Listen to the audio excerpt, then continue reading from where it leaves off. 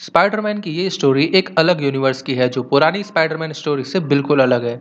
इसमें Peter Parker के father Richard Parker ऑस्कॉर company के एक साइंटिस्ट थे। रिचर्ड पार्कर और उनके साथ ही कर्ट कॉनर्स क्रॉस जेनेटिक्स यानी कि दो अलग अलग प्रजाति के डीएनए को जोड़ने की कोशिश कर रहे थे ताकि उससे वो कई बीमारियों के इलाज कर सके। कर्ट कॉनर्स एक डिसेबल्ड पर्सन थे। उनका राइट हैंड किसी एक्सीडेंट में कट गया था, इसलिए वो अपनी रिसर्च के जरिए अपने आप को ठीक करना चाहते थे। उनका ये मानना था कि इस दुनिया में कोई भी इंसान अपाहिज नहीं होना चाहिए। इसी दौरान रिचर्ड पार्कर ने जेनेटिक इंजीनियरिंग के जरिए कुछ ऐसे स्पाइडर्स बनाए थे जो बहुत पावरफुल थे। जब उन दोनों की रिसर्च पूरी होने ही वाली थी तो रिचर्ड पार्कर को पता चलता है कि ऑस्कॉर्प इंडस्ट्रीज वाले उनकी रिसर्च का मिसयूज करने वाले हैं। इसलिए वो अपनी रिसर्च को कर्ट कॉर्नर्स एंड ऑस्कॉर्प कंपनी से छुपाकर उस शहर को छोड़कर जाने का फैसला करते हैं। लेकिन तभी अचानक एक दिन उनके रिसर्च को चुराने के लिए उनके घर पर हमला हो जाता है। रिचर्ड पार्कर इस खतरे की वजह से अपने बेटे पीटर पार्कर को अपने भाई बेन पार्कर के पास छोड़ देते हैं और अपनी वाइफ के साथ वहां से भाग जाते हैं और इसके बाद कभी वापस लौटकर नहीं आते। पीटर अपने अंकल एंड आंटी के पास ही रह जाता है। कई साल बाद हमें दिखाया जाता है कि पीटर अब हाई स्कूल में पहुंच गया था और वो पढ़ाई में काफी तेज था, लेकिन बाकी चीजों में काफी कमजोर था। एक दिन पीटर को अपने अंकल एंड आंटी के घर पर अपने फादर का एक बैग मिल जाता है जिसमें Richard Parker and cut corners की एक फोटो के साथ उनके कुछ डॉक्यूमेंट्स थे। अपने अंकल से पूछने पर वो उसे बताते हैं कि कट कॉर्नर्स उसके फादर के अच्छे दोस्त थे। इसके बाद पीटर कट कॉर्नर्स के बारे में पता लगाता है एंड उनसे मिलने ऑस्कॉर्प कंपनी में जाता है ताकि वो उनसे अपने फादर के बारे में जान सके। वह कंपनी में छानबीन करते हुए पीटर को एक मशीन में उसके फादर की बनाई हुई स्पाइडर्स मिलती है। पीटर के उस मशीन को हाथ लगाते ही उसमें कुछ गड़बड़ हो जाती है जिससे कुछ स्पाइडर्स पीटर पर गिर जाते हैं, जिनमें से एक स्पाइडर पीटर को काट लेता है। इसके बाद पीटर एक ट्रेन से वापस अपने घर जाने लगता है, लेकिन तब तक उस स्पाइडर का डीएनए पीटर के डीएनए से जुड़ जाता है। इसकी वजह से उसमें बहुत सारी स्पेशल पावर्स आ जाती हैं। वो एक स्पाइडर की तरह दीवारों पर चिपक सकता था और उसकी फिजिकल स्ट्रेंथ भी काफी बढ़ गई थी, लेकिन वो स्पाइडर की तरह जाल नहीं फेंक सकता था। पीटर को पता चल गया था कि वो उस स्पेशल स्पाइडर की वजह से ही ऐसा बना है, लेकिन वो इस पर ज्यादा ध्यान नहीं देता और दोबारा से कट कॉर्नर से मिलने चला जाता है। वहाँ डॉक्टर कॉर्नर्स उसे बताते हैं कि उन्हें नहीं पता कि पीटर के पेरेंट्स के साथ क्या हुआ और वो पीटर को बताते हैं कि वो अपनी खोज से लाखों लोगों का इलाज करना चाहते थे, लेकिन पीटर के फादर उस रिसर्च को लेकर भाग गए।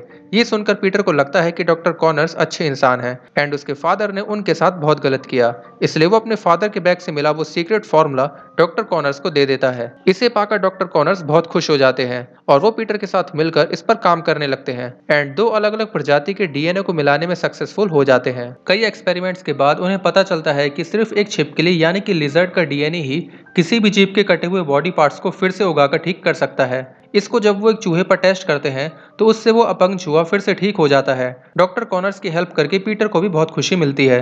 दूसरी तरफ पीटर के अंकल आंटी उसे डांटते हैं क्योंकि वो अपने घर के काम छोड़कर दूसरे काम कर रहा था। इससे पीटर उनसे गुस्सा होकर वहां से चला जाता है। जब अंकल बैन उसे ढूंढने जाते हैं तो एक चोर उन्हें जान से मार देता है। इसके बाद पीटर उस चोर को सबक सिखाना चाहता था, लेकिन बाद में वो हर तरह के मुजरिम को पकड़ने का फैसला करता है। पीटर के पास एक स्पाइडर की तरह स्पाइडर वेब निकालने की पावर नहीं थी, तो इस कमी को दूर करने के लिए वो एक मैकेनिकल वेब शूटर बनाता है जिसमें वो ऑस्कॉर्प कंपनी की उन्हीं स्पेशल मकड़ियों के मजबूत स्पाइडर वेब का फॉर्मूला यूज करता है। इससे उसके पास मकड़ी की तरह जाल निकालने की पावर भी आ जाती है। फिर वो एक स्पाइडरमैन वाली कॉस्ट्यूम बनाता है ताकि कोई उसे पहचान न सके। इसके बाद वो उस कॉस्ट्यूम को पहनकर शहर के लोगों की हेल्प करने लगता है। पीटर ने अपने इस काम के बारे में सिर्फ ग्वेन स्टेसी को ही बताया था जो कि उसकी गर्लफ्रेंड थी, लेकिन उसकी गर्लफ्रेंड के फादर जॉर्ज स्टेसी जो कि पुलिस ऑफिसर थे, उनको स्पाइडरमैन का ये काम पसंद नहीं था क्योंकि उसने कानून को अपने हाथ में ले लिया था, इसलिए वो स्पाइडरमैन को पकड़ना चाहते थे। दूसरी तरफ डॉक्टर कॉनर्स के सीनियर डॉक्टर रजीत राथा उनसे वो सीरम मांगते हैं क्योंकि ऑस्कॉर्प कंपनी के ऑनर नॉर्मन ऑसबॉर्न एक गंभीर बीमारी से जूझ रहे थे और वो उनको ठीक करने के लिए इस सीरम का यूज करना चाहते थे, लेकिन वो सीरम अभी पूरी तरह से तैयार नहीं था। इसलिए डॉक्टर कॉनर्स उन्हें इसे यूज करने से मना कर देते हैं, जिसकी वजह से डॉक्टर रजीत राथा उन्हें नौकरी से निकाल देते हैं और वो खुद इस सीरम को हॉस्पिटल के पेशेंट्स पर टेस्ट करने का सोचते हैं। इस सब से घबराकर डॉक्टर कॉनर्स उस सीरम को अपने ऊपर यूज कर लेते हैं जिससे उनका कटा हुआ हाथ वापस आ जाता है। इससे वो बहुत खुश होते हैं, लेकिन तभी उन्हें खबर मिलती है कि डॉक्टर राथा उस सीरम को हॉस्पिटल के पेशेंट्स पर यूज करने जा रहे हैं, इसलिए वो उन्हें रोकने जाते हैं। लेकिन वहां पहुंचते पहुंचते उनका शरीर बदलकर एक बड़ी सी छिपकली यानी कि लिजर्ड में बदल जाता है और लिजर्ड बनते ही उनका दिमाग करप्ट हो जाता है और वो तबाही मचाने लगते हैं और कई लोगों को मारने लगते हैं। जैसे ही पीटर को इसकी खबर मिलती है, वो फौरन वहां लोगों की हेल्प करने के लिए पहुंच जाता है और वो लिजर्ड से लड़कर उसे वहां से भगा देता है और ब्रिज पर लोगों की जान बचा लेता है। थोड़ी देर बाद डॉक्टर कॉनर्स का शरीर फिर से पहले जैसा नॉर्मल हो जाता है, लेकिन उसका असर अभी भी उनके दिमाग पर था।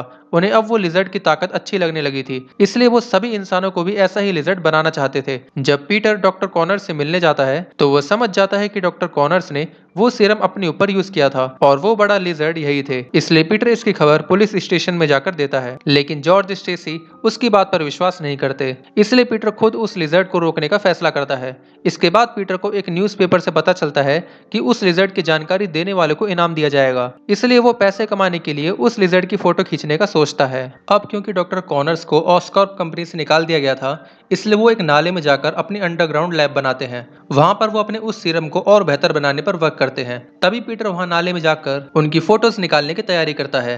दूसरी तरफ डॉक्टर कॉनर्स फिर से उस सीरम का यूज करके लिजर्ड बन जाते हैं एंड फिर से स्पाइडरमैन एंड लिजर्ड की फाइट स्टार्ट हो जाती है, लेकिन पीटर उससे कमजोर होने की वजह से वहां से चला जाता है।